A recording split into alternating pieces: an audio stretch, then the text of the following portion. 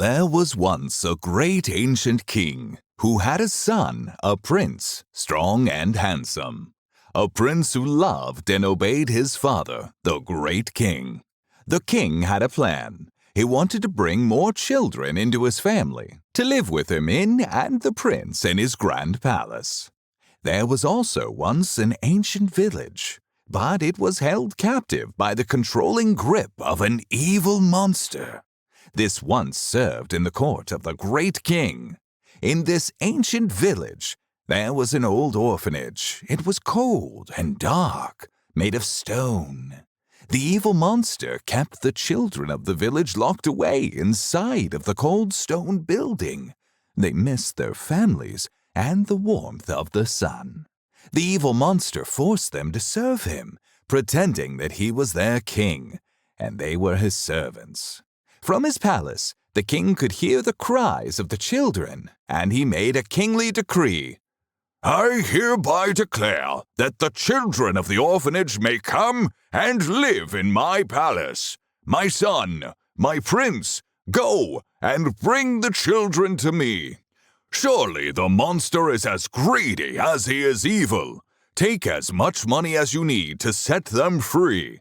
The children mean more than money to me. Pay any price required. Any price required, my son.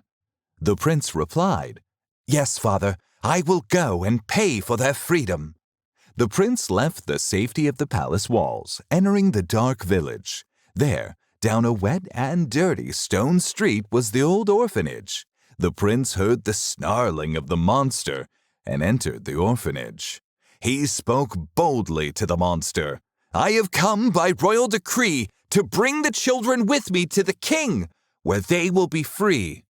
The monster was very angry and said, Never, unless, of course, you pay for them. Otherwise, they will never be free. I have a large bag of gold, the prince said. Ha! It isn't enough. More than that you must pay. These children are little monsters themselves, half of them red and half of them green. Bite you they will, you see. They are meaner than me, but you must pay. They aren't cheap. Indeed. Then what price? With the most devilish of grins, he replied as he spied into the prince's eyes. Your life, your life is the price for those red and green little monsters. The prince thought for a moment about the painful price, but remembered the words of the ancient king. Any price required. Any. With some tears, the prince agreed. I willingly give it for their freedom. Suit yourself, you foolish prince. Give or take. Makes no difference to me.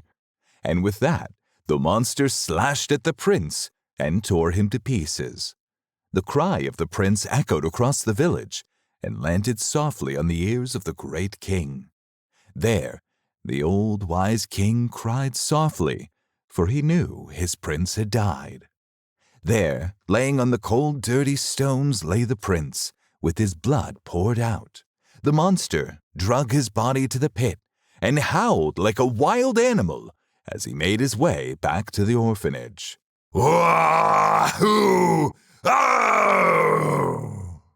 Then the monster picked up the bag of gold, laughing, and said, I have his life and his gold. What a fool!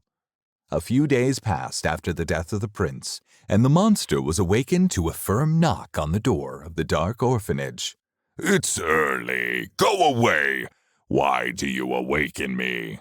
The orphanage door opened, and the voice of the prince replied.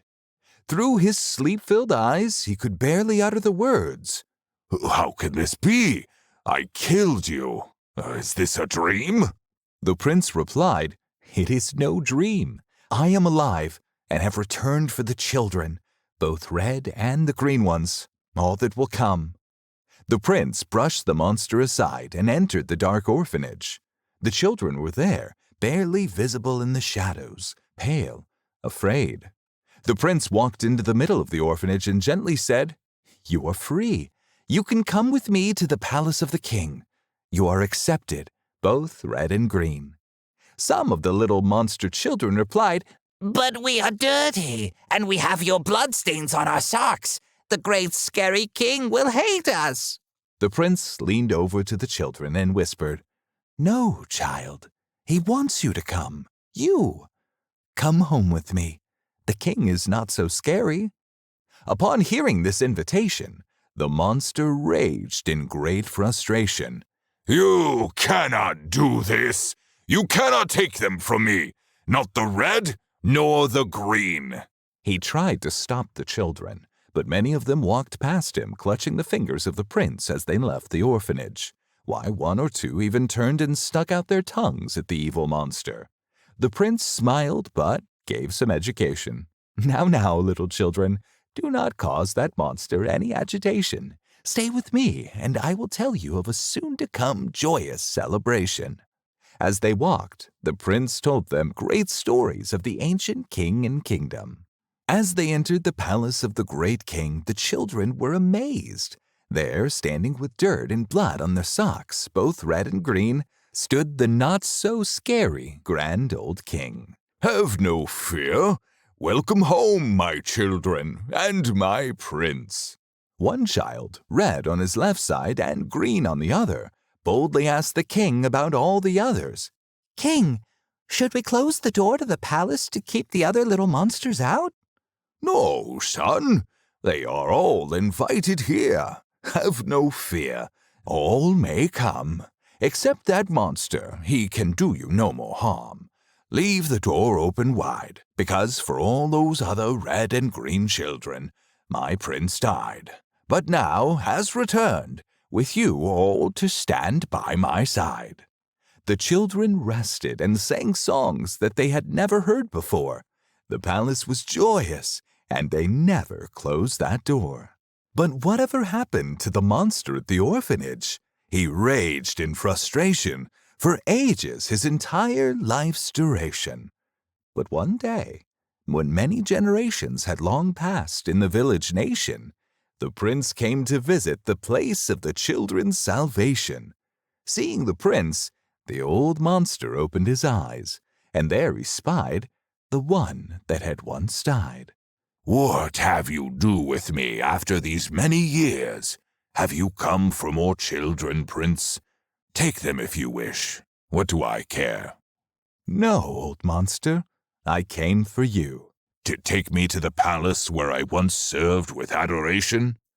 "No, monster, I am here to take you to your ruination." And with that firm pronouncing, the prince grabbed the rusty old chains that the children once bore. He wrapped that old monster so tightly that he would never hurt children any more. He threw him in the dark basement under the orphanage floor. Then, with a great heave, he slammed the heavy basement door. The prince dusted off his hands, smiled, and returned to the splendor of the palace celebrations. There the prince, the king, the children red and green, never have sorrow, and they never fail to sing. Come to the palace, the door is open wide. Come to the palace and see the prince who lives but once died. The end.